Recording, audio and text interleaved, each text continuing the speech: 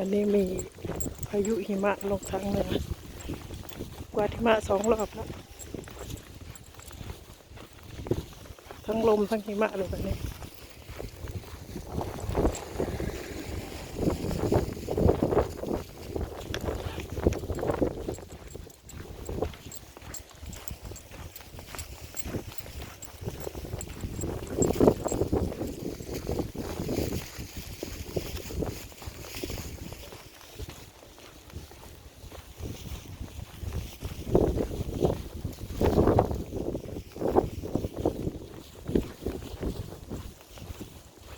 วันนี้-5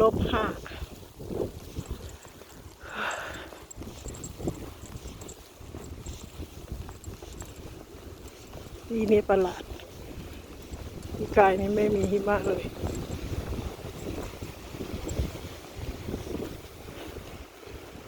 ไปชาลีจะไปเดินวุ่นวายกับข้างรั้วเขาจังเลยมั้ย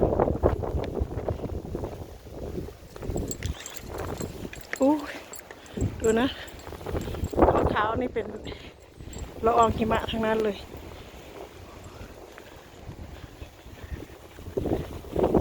วันนี้ตายแล้วไม่มีรถทำงานเลยถนนตรงนี้ก็จะขับได้ไหมเนี่ยดูนะถนน